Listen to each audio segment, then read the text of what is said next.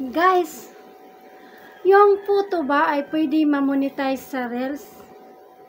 Ganito guys. Ano bang ginagawa mo na content? Photo ba o video? Kung content creator ka na nagbibideo sa sarili mo, bakit ka pa gagawa ng photo Reels, diba guys? wag ka na problema. Gawa ka na lang ng video. O, diba?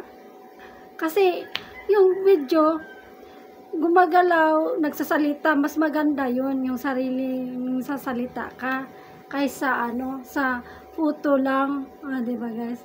Mas okay kasi yung nakikita ng tao na ikaw mismo yung nagsasalita sa video for trust, kaysa photo lang, diba guys?